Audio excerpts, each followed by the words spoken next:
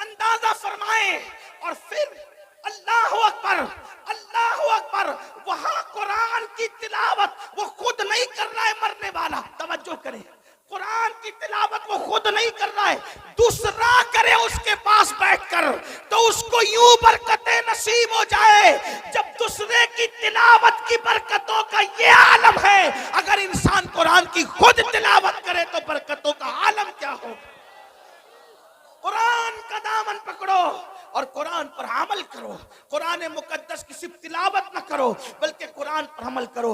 आप ये जो सुनते हैं ना, कुरान को थामने वाली कौम, ए बोरिया नशीन कौम, वो कौम जो अरब की बोरिया नशीन थी, वो कौम जो नमक और काफुर में फर्क नहीं कर पाती थी, वो कौम, अल्लाह अकबर, जिस कौम ने गुर्बत में जिंदगी गुजारी, जब उनके पास कुरान आया और उन्होंने कुरान का दामन पकड़ा, तो कुरान का दामन पकड़कर वो लोग जो अरब के बोरिया नशीन थे, कैसर और किसरा के ताजदार बन गए।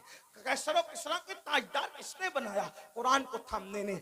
आज मैं अपनी कौम को पहला पैगाम ये देना चाहता हूँ, कुरान थाम लो, कुरान पकड़ लो। सिर्फ तीजे 10वें 20वें पे कुरान पढ़ने की किताब नहीं, बल्कि कुरान रोज पढ़े और कंजुल ईमान तर्जुमे के साथ पढ़े। कुरान को तर्जुमे कंजुल ईमान के साथ, उर्दू जबान में जो सही तर्जुमे हुए हैं उसमें सही तरीन तर्जुमों में सफ़े अव्वल पे जो तर्जुमा है उसको कंजुल ईमान कहते हैं।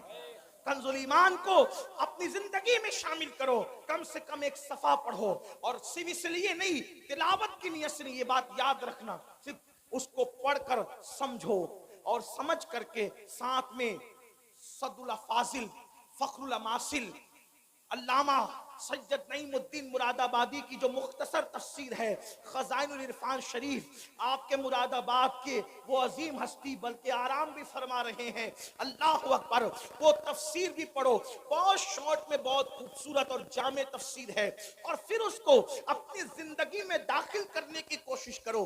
आपसे पूछता हूँ, जो कुरान की आयत लिख के सीने पे लटका ले, जब उसके मसाइल हल होते हैं, तो जो कुरान को अपनी जिंदगी में दाखिल कर ले, जो कुरान को अपनी जिंदगी में शामिल कर ले, आप जानते हैं कुरान अगर पढ़ोगे तो कुरान पढ़ने की बरकत से लोगों का खौफ दिल से निकलेगा। कुरान की तिलावत करोगे, जबान पर सच्चाई जारी होगी। कुरान की तिलावत करोगे, आपकी शख्सियत बारोब बनेगी। कुरान की तिलावत करोगे, आपकी शख्सियत बाअसर बनेगी। कुरान की तिलावत करोगे, आपकी जिल्लतें इज्जतों में तब्दील हो जाएगी। कुरान की तिलावत करोगे, नाकामियां कामयाबियों में तब्दील हो जाएगी। कुरान की तिलावत करोगे, दुश्मनों को अल्लाह तुम्हारे कदमों में झुकाएगा। दुश्मन कितना भी बुलंद होगा वो नीचे होगा और तुम ऊपर नजर आओगे। कुरान पकड़ कर तो देखो, कुरान थाम कर तो देखो, कुरान को ताक की जीनत बनाने वाले, कुरान को अपने सीने की जीनत बना के देख, कुरान को ताकों में रखने वाले और जुस्तान में लपेट कर बंद करने वाले, उसको अपने दिल में बंद करके देख। कुरान मुकद्दस को सच्चे दिल से थाम के देखो, इंशाअल्लाह जब वो दुश्मन मगलूब होगा, आपको गलबा नसीब होगा। वक्त की हुकूमतें तुम्हारे कदमों में गिरती नजर आएगी। एक बार कुरान पकड़ कर देखो, कुरान थाम के देखो। सबकी किताबें पढ़ने वालों, रब की किताब पढ़ के देखो। सबकी किताबों पे दिल देने वालों, रब की किताब को दिल देखे देखो। मेरे आका फरमाते हैं, जमीन पे खड़े रहने वाले को आसमान के तारे चमकते नजर आते हैं, मगर आसमान वालों को वो घर सितारों की तरह चमकते दिखते हैं जिस घर में कुरान की तिलावत होती है। जिस घर में तिलावत न हो वो घर वीरान कब्रिस्तान की तरह है। कुरान को पकड़ो, इसलिए कि कुरान अदना को आला कर देता है, कुरान बुलंद कर देता है, कुरान इज्जत देता है, कुरान उरूज देता है, कुरान कामयाबी देता है, कुरान कामरानी देता है। अल्लाह अकबर, कुरान अल्लाह की किताब है, कुरान कलामुल्लाह है। अल्लाह अकबर, ये अल्लाह की नाजिल करदा किताब है। जिसने कुरान पढ़ा उसकी जिंदगी संवर गई। और मेरे आका ने 23 साल की कलील मुद्दत में जो इनकलाब बपा किया था वो कुरान का इनकलाब था, कुरान की तिलावत का इनकलाब था, तालीम कुरान का इनकलाब था। एक रिवायत दिल के कानों से सुन ले। एक शख्स है जिनका नाम हजरत तुफैल है। हजरत तुफैल तुफैल इब्न अम्र दूसी है, अल्लाह अकबर, वो मक्कतुल मुकर्रमा आए। तवज्जो करना मेरे नौजवानों, जो बूढ़े हैं उन्होंने तो दुनिया देख ली है। ए जवानों, अब दुनिया के चैलेंजेस का मुकाबला हमें करना है, हमें कुरान थामना है, कुरान लेकर आगे बढ़ना है। कुरान की तरफ आओ। अल्लाह के नबी ने कुरान की तरफ बुलाया, ना अरब की तरफ बुलाया, ना अजम की तरफ बुलाया, ना सियाही की तरफ बुलाया, ना सफेदी की तरफ बुलाया। मेरे आका ने ना खित्ते की तरफ बुलाया, ना कबीले की तरफ बुलाया, हुजूर ने कुरान की तरफ बुलाया। आओ कुरान की तरफ पलटे, आओ कुरान की तरफ रुजू करें, आओ कुरान की तरफ तवज्जो करें। अल्लाह अल्लाह, दुश्मन दोस्त कैसे होते हैं, बेगाना अपना कैसे होता है। अल्लाह अल्लाह। तो तुफैल इब्न अमर कहते हैं कि मैं मक्का तजारत के लिए आया था, मक्के में हंगामा था, मक्के में तूफान था। क्या तूफान था? जो भी ताजिर मक्के में आता उसको आते ही मक्के वाले घेर लेते। मक्के के वो दुश्मन, वो गुंडे जो रसूलुल्लाह के खिलाफ थे, वो घेर लेते। उनमें ऊंचा और बड़ा नाम जो है, अल्लाह अकबर, उस बदमाशी में अबू जहल का है। ये बड़ा ज्यादा बदतमीज था, इसको इस उम्मत का फिरौन कहा गया। तो फैल कहते हैं अबू जहल मेरे पास आया और आने के बाद कहने लगा, तो फैल मोहम्मद को तो जानते हो ना? उसने कहा नहीं, मैंने नहीं देखा, लेकिन नाम सुना है। कहा आजकल बड़ी बड़ी बातें करते हैं, कहते हैं कि उन पे कुरान नाजिल होता है, वो अल्लाह के नबी है, अल्लाह के पैगंबर है। तो फैल उनके करीब ना जाना, जो उनके करीब जाता है माज अल्लाह वो जादूगर है, उनके जादू का शिकार हो जाता है। तूने भी करीब ना जाना, वरना तू जादू का शिकार हो जाएगा, तू अपने मजहब से बदजन हो जाएगा, तू अपने मजहब से दूर हो जाएगा। तो फैल कहते हैं अबू जहल ने इतना खतरनाक प्रोपगंडा किया। याद रखना, बुज़दिल दुश्मन हमेशा प्रोपगंडे से काम लेता है, लेकिन अहले हक को प्रोपगंडे से कभी घबराना नहीं चाहिए, बल्कि जो हक वाले हैं उनको प्रोपगंडे की तरफ तवज्जो करने की जरूरत नहीं। हमेशा बुज़दिल दुश्मन प्रोपगंडे का सहारा लेता है।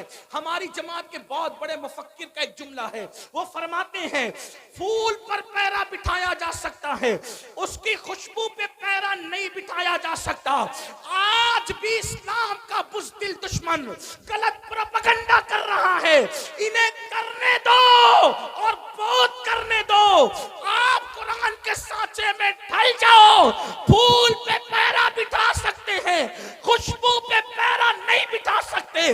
मुसलमान जवान कुरान में यूं ढल जाएं कि ताकों का कुरान किसी को दिखे ना दिखे, लेकिन हमारी जिंदगी में जो कुरान है लोग उसको देख के पुकार करके कहें, जब गुलाम मुस्तफा का ये आलम है तो मोहम्मद मुस्तफा की शान का आलम क्या हो। हमें कुरान के सांचे में ढल जाना होगा, अपनी जिंदगी में कुरान शामिल करना होगा। लेकिन अल्लाह अकबर, बड़ी माजरत के साथ हम सब करना चाहते हैं, कुरान की तरफ आना नहीं चाहते। मैं हाथ नहीं उठवाऊंगा, लेकिन इतना जरूर कहूंगा, अपने जमीर से पूछो मुसलमान, कितने मुसलमान हैं जो रोज कुरान की तिलावत करते हैं।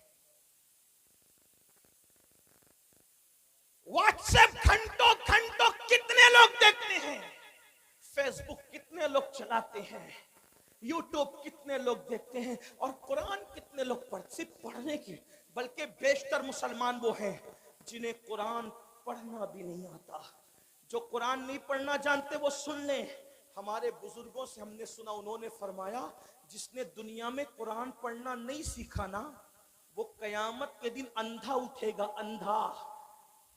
जो दुनिया में अंधा पैदा हो, दुनिया की कोई चीज देख पाता है? और कयामत में तो अल्लाह का दीदार होगा, कयामत में तो जन्नत होगी, कयामत में तो रसूलुल्लाह का दीदार होगा। अब आपसे पूछता हूँ, अंधे उठोगे कुरान न पढ़ने पर तो क्या देखोगे, क्या मजे लोगे? कुरान मरने से पहले पढ़ना सीख लो। इल्म सीखने की कोई उम्र नहीं होती। ये उलमा का जो इतना दर्द है ना, पढ़ लो पढ़ लो पढ़ लो, टाइम नहीं मिलता। मैंने कहा कंप्यूटर सीखने का टाइम मिला,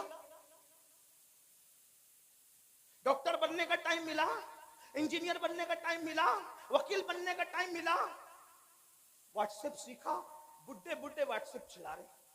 चलाएं, अच्छी बात है, कोई मैं वो नहीं करता, लेकिन बुड्ढे व्हाट्सएप चला रहे तो तंग किए हुए जिनके पास नंबर है, हर 2-4 मिनट पर कुछ ना कुछ डालते रहते, तो कोई काम ही नहीं। वो बड़े बूढ़े, माफ करना, बड़ी अजीब बात हो गई है।